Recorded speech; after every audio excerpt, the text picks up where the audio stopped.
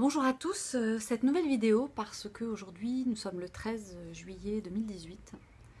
En code source, cela donne 13 quand on additionne tous les chiffres. Et aussi parce que nous sommes le 13 aujourd'hui, donc ce qui donne un code 13-13. Et 13-13 donne 44, celui des flammes jumelles. Comme vous le savez, depuis le début de mes vidéos, je parle beaucoup des flammes jumelles. Et je parle beaucoup de ce chiffre, de ce nombre 13, qui fait partie de ma vie. Et encore plus aujourd'hui, puisque j'ai conscientisé que mon parrain, donc ma mère est née le 13 février, ma flamme jumelle sombre est née le 13 février, le même jour et mois que ma mère. Nous sommes tous les deux, lui et moi, de la même année, 72. Et ma grand-mère est fêtée, donc Yvette est fêtée le 13 janvier, et la Sainte Joël, qui est donc mon parrain, qui est le fils donc de ma grand-mère et donc le frère de ma mère, qui est fêté le 13 aujourd'hui. Je vérifie, j'ai tout mis sous mes yeux parce que j'ai pas de... j'ai été trop loin, le 13 août, juin. Voilà donc la Sainte Henri Joël, et donc qui est fêtée le 13 juillet. Donc je viens de découvrir le 13 juillet, puisqu'il y a quelques jours, dans un rêve, ce chiffre est apparu et le prénom Joël est apparu. Alors je ne savais pas encore vraiment, j'avais pas vraiment fait le rapprochement, et pourtant je m'occupe de calendrier source.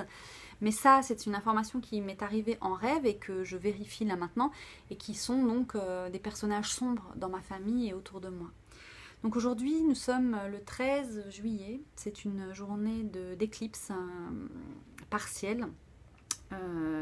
Et donc, un vendredi 13 avec un code source 13-13 et en code caché un 44. C'est un moment vraiment très très particulier parce que c'est une nouvelle lune. Donc la nouvelle lune est un vortex en fait qui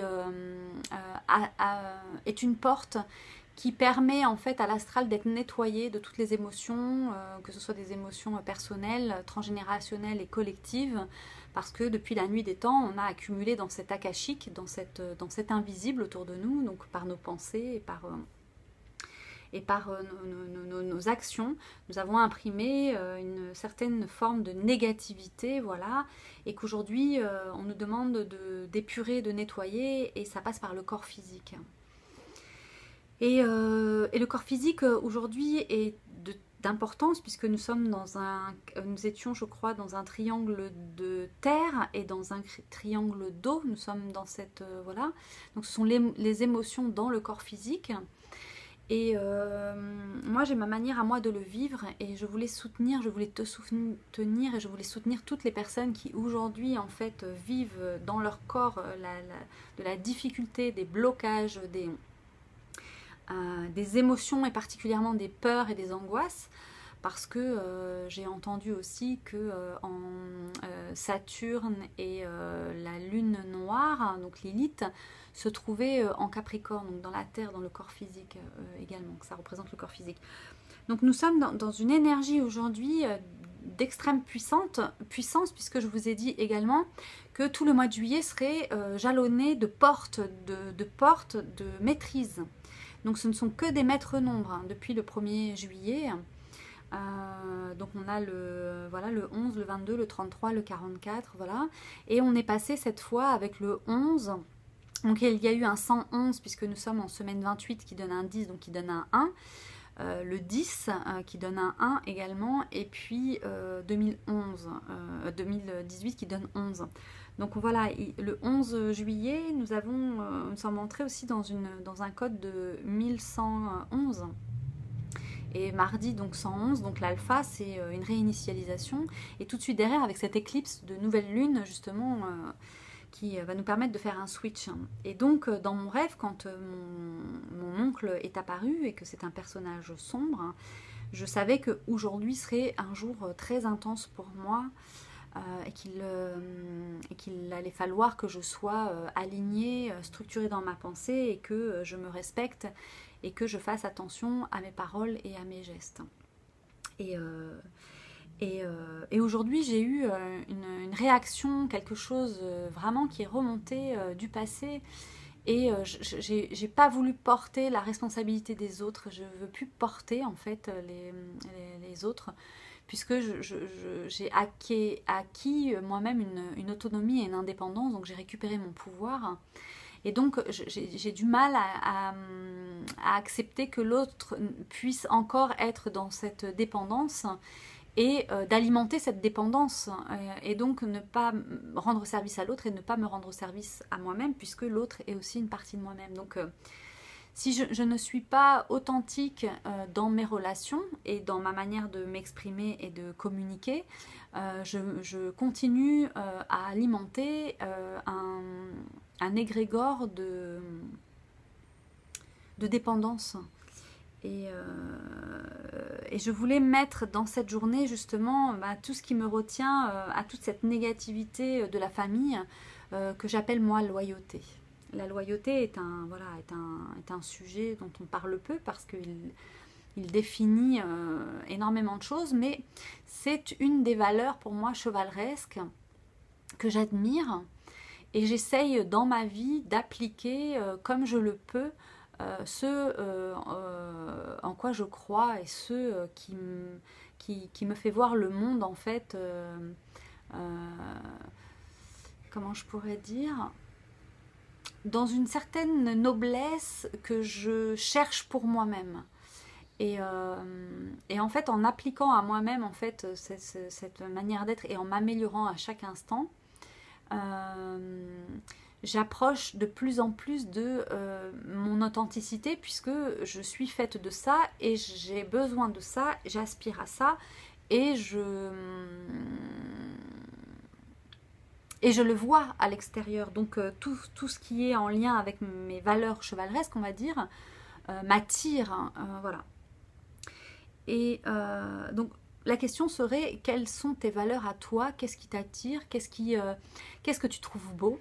Ça veut dire aussi qu'est-ce que tu trouves laid, mais pas la laideur dans l'esthétique ou dans l'apparence, dans la laideur du quotidien, de chaque chose qui t'est envoyée et de chaque chose qui t'est permis d'expérimenter. Donc c'est une question aussi que je pose par rapport à ça. Et dans ce 13, pour moi, c'est vraiment cette obscurité de plonger justement dans toute cette... dans tout ce sombre, dans tout ce côté... il y a le côté vendredi 13 pour les malchanceux et le vendredi 13 en fait pour les chanceux. Donc ça peut être aussi la chance mais aussi la malchance. C'est à nous de définir finalement l'endroit où on veut se rendre, là où on veut aller. Et soit on veut continuer d'alimenter la malchance et les dettes et la souffrance, ou soit justement on profite de cette bascule pour pouvoir... dire stop et de réinitialiser, on va dire, le corps physique, le corps mental, juste parce qu'on pose un choix. Et le choix, pour moi, c'est capital, parce que c'est ce qui est, pour moi, l'étoile, notre étoile du Nord, en fait, que le chemin que l'on a à suivre, qui est notre étoile de chance, notre étoile tout court, en fait, hein.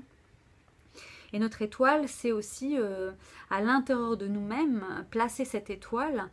Et c'est elle qui va nous indiquer la route, surtout dans les moments où on est perdu, justement, dans ces moments où on traverse l'obscurité et on est face à ces contradictions, parce que c'est aussi ça, cette nouvelle lune, éclipse, c'est l'ombre et la lumière, c'est une contradiction.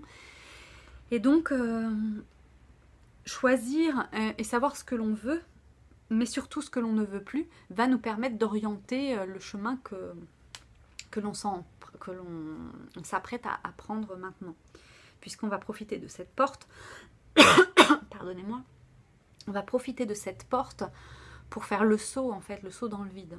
Et pour ça, avec la certitude et la confiance que de l'autre côté, on a un terrain d'atterrissage parce qu'on l'aura créé, voilà.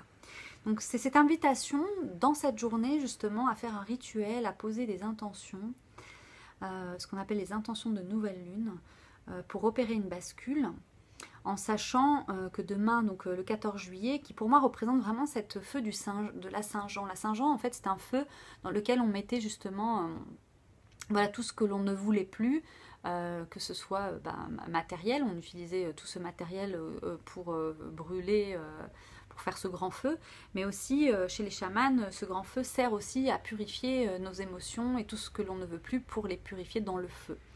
Et pour moi, les 5 éléments sont la base de la compréhension que j'ai de la vie, donc terre, eau, feu, air et éther, puisque tout est constitué de ces 5 éléments, et d'en avoir conscience et de connaître en fait leurs forces et de pouvoir les utiliser va me permettre de rééquilibrer ce qui a besoin d'être équilibré. Par exemple, la colère, c'est le feu. La tristesse, c'est l'eau, voilà. Et donc, comme nous sommes confrontés à nos émotions dans cette journée de vendredi 13, éclipse, en cancer, hein, qui est pour chacun différent, puisque le cancer, pour chacun de nous, est dans une maison particulière. Et il peut aussi y avoir des planètes ou des milieux de ciel ou des astéroïdes dans cet espace. Donc on peut tous être touchés par ça. Je voulais partager aussi quelque chose parce que de fil en aiguille, donc j'ai pété un plomb ce matin. Déjà je me suis réveillée à 4h du matin avec de la colère. Je pensais à... J'ai fait une vidéo sur l'argent récemment et j'avais des choses qui remontaient par rapport à ce sujet-là. Parce que quand j'ouvre les codes et quand je fais des vidéos, ils sont vibratoires et j'en profite également. Et donc ça me permet aussi de faire remonter, de travailler pour moi, pour mon transgénérationnel et de manière collective. Et par rapport à l'univers, que tout retrouve sa place, sa juste place, en fait, ma relation avec l'argent qui n'est pas, comment je pourrais dire, encore en plein jour, ou conscientisée. Donc voilà, et donc cet après-midi, l'occasion s'est présentée où là j'ai tout sorti d'un seul coup. Et à ma grande surprise, l'accueil en face a été très bienveillant, avec plein de douceur. Je ne l'ai pas dit dans la guerre, ni dans le... Voilà, j'ai simplement exprimé par rapport à moi, en fait, ce que j'étais en train de vivre et tout ce que je ne voulais plus porter et tout ce que je ne voulais plus par rapport à ce sujet-là. Voilà, ça a été très bien accueilli, ce qui m'a permis justement de rester en fait dans mon centre et puis de neutraliser aussi tous les programmes associés. Et dans cette expérience aujourd'hui, où je me dis quand même, j'ai fait un grand chemin, puisque de me retrouver équilibrée dans ça, de pouvoir exprimer les choses, parce que quelque part j'en ai l'opportunité, c'était aussi un moyen de partager avec vous cette fréquence et cette vibration qui me traverse, et avec elle des informations que j'avais notées et que je vais vous partager maintenant. Donc déjà aujourd'hui, donc nous sommes le 13, nous sommes dans une période aussi lunaire très particulière qui est aussi un autre 13. Donc si vous voulez, aujourd'hui on est un petit peu dans cet espace de 444. Il y a énormément de mouvements avec ce 13. Je ne peux pas vous en dire plus parce qu'il y a des choses que je garde pour moi parce que c'est important. Mais aujourd'hui, donc le 13 était associé aussi à... j'ai noté ça sur... Donc j'ai 2 agendas. J'ai noté ça et j'ai dit... voilà, c'était aussi l'empereur. Voilà, la carte de l'empereur en tarot de Marseille. Et je suis allée voir donc l'arcane de l'empereur. Et voilà ce qui est dit. Et peut-être ça vous apportera un éclairage aussi dans vos vies, puisque ça vient éclairer et ça donne des réponses. Donc je vais vous le lire. Donc la figure de cet arcane est un homme représenté de profil, assis sur un trône, qui regarde fixement devant lui. Donc comme l'impératrice, il tient un sceptre. Le sceptre, c'est le pouvoir. Symbole de commandement. Voilà ce que je disais, un symbole de pouvoir. Donc cet empereur évoque Jupiter. Donc Jupiter est devenu direct depuis mercredi le 11, qui était une porte 11-11. Donc voilà, il n'y a pas de hasard. Jupiter, c'est la planète de l'expansion, mais aussi de la chance. Voilà, de l'argent aussi. D'ailleurs, ce qui est très drôle, c'est que j'ai une carte ouverte et dessus, il y a marqué argent. Voilà, avec un petit bijou, un cœur, comme quoi on peut tout transmuter dans l'instant présent. Donc, il s'agit vraisemblablement d'un homme d'âge mûr. Les cheveux et la moustache blanche qui encadrent son visage adoucissent ses traits un peu durs. Ok, donc on voit bien aussi l'énergie aussi patriarcale, mais aussi l'égrégore masculin qui est en chacun de nous, qu'on l'on soit homme ou femme. Ces vêtements sont parés d'ornements somptueux, donc on revient toujours à la valeur, ainsi qu'il sied à son rang. Voilà. Bon. Comme c'est un empereur, forcément, il a aussi les vêtements associés pour l'identifier. Il porte notamment un collier, détail important de la tenue, qui symbolise la continuité de son pouvoir. Au bas de la carte, un grand espace ouvert évoque l'ampleur de sa puissance. Donc espace ouvert, retenons-le. Les jambes croisées de l'empereur forment un triangle, encore un symbole, un triangle masculin, le chakra du plexus solaire, donc voilà, l'homme. Symbole du soufre, hein. On est dans l'alchimie aussi avec le tarot de Marseille, donc le soufre et le mercure, pour transformer le plomb en or. Donc, le tronc sur lequel il est assis peut s'apparenter à un cube symbolisant frontière de la matérialité. Le carré, c'est la terre, donc un cube, ça représente la matérialité, donc la matière et l'argent notamment, puisque avec l'argent, nous sommes dans le monde de la matière, de la troisième dimension. Ce trône est orné d'un superbe bouclier sur lequel est représenté un aigle. Encore une symbolique.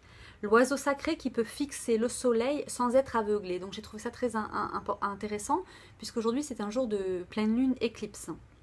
Donc voilà, justement, l'éclipse de la lumière. Le soleil arrivera, je crois, éclipse totale solaire le 27 juillet, qui sera encore un code source particulier également. Donc le bouclier est posé par terre pour indiquer que l'empereur ne craint pas les pièges qui nous ont tendus à chaque instant, parce que nous sommes au mois de juillet dans des cycles de maîtrise et d'intégration de maîtrise. Il est conscient de son autorité et de sa capacité de gouverner son peuple, donc son corps, ses aspirations. Il a le plein pouvoir pour justement orienter sa vie et il a un statut qui lui permet de le faire.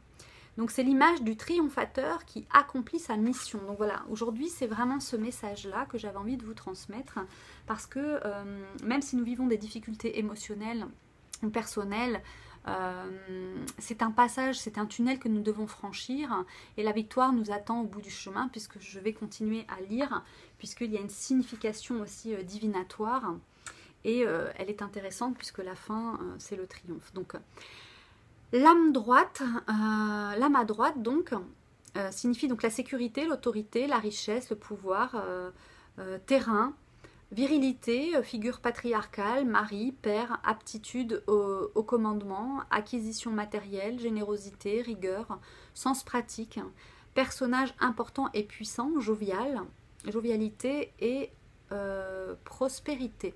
Donc voilà, c'est une énergie que l'on peut demander à accompagner dans cette journée, à nous accompagner dans cette journée. Donc la lame renversée veut dire, reconnaissez-vous aussi dans cet aspect sombre, donc inefficacité, indécision, faiblesse physique et morale, on est en train de le vivre, hein, ça c'est un passage ombre et lumière. Donc il y en a qui le vivent de manière positive et d'autres moins facile. Donc l'âme renversée, donc inefficacité, indécision, faiblesse physique et morale, autoritarisme, arrogance, paresse, tyrannie, brutalité, maniaquerie, manque d'esprit pratique et mesquinerie. Et donc on est en train de nettoyer ça collectivement, voilà, de cet astral, et cette nouvelle lune éclipse vient justement effacer tous ces programmes. Et donc il y a des combinaisons qui sont plus fréquentes avec l'empereur en position droite, et c'est là que ça nous intéresse. L'empereur placé à côté de la justice égale conformisme.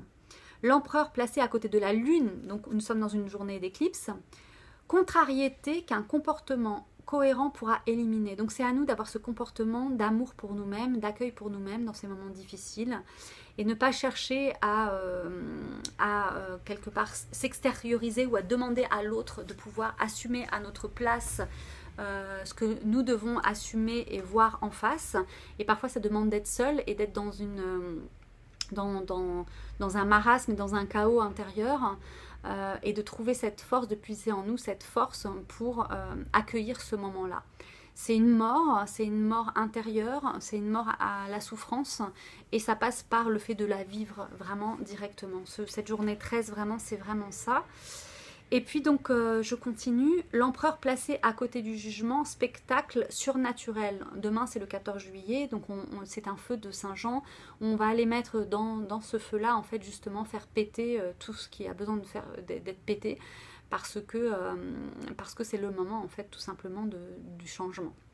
Et pour finir et pour couronner le tout, l'empereur placé à côté de l'ermite égale grande surprise. Donc de ça va naître une grande surprise, justement, parce que quand on va traverser ces ténèbres, et ben derrière il y a une surprise, hein, en fait, pour nous. Mais il faut faire ce passage-là. J'ai aussi été plus loin, puisque la lune aussi est venue me parler, et elle m'a parlé, en fait, tout simplement par la mort. Je suis en train cela fait 2 ans que j'ai quitté ma flamme jumelle sombre, et cette mort là je l'ai vécue jour pour la même période, puisque j'ai quitté cette personne. La décision était prise le 9, le 10 elle était effective, et le 11 je mourais. Le 12 en fait je descendais dans les enfers, et le 13 j'étais dans les enfers, puisque j'ai rencontré, en fait, les ténèbres, et ça a duré encore jusqu'à maintenant, puisque je suis en train encore de le vivre. Sauf que cette fois j'ai dépassé, j'ai acquis, on va dire, la maîtrise de cette mort et de cette renaissance, qui m'a permis de renaître à ma flamme jumelle lumineuse. Et je remercierai jamais assez avec gratitude la vie et moi-même d'avoir, comment dirais-je, fait ce choix d'aimer à nouveau et de créer cet amour que je croyais être l'amour véritable et qui ne l'était pas, en fait. Et donc j'ai décidé de créer cet amour-là, puisqu'il n'existait pas pour moi, et que je m'étais totalement trompée sur cette flamme jumelle, qui n'était autre que simplement un émissaire du diable, hein, si je peux m'exprimer ainsi. J'ai toujours eu l'habitude de rencontrer le diable, voilà, donc là j'ai rencontré la mort, et donc la mort est venue, et donc j'ai regardé l'arcane de la mort, et donc l'arcane de la mort qui est la 13e lame du tarot de Marseille, et nous sommes le 13, donc elle est venue me parler, puisque je l'ai appelée plusieurs fois, et j'ai failli me noyer aussi il n'y a pas très longtemps, donc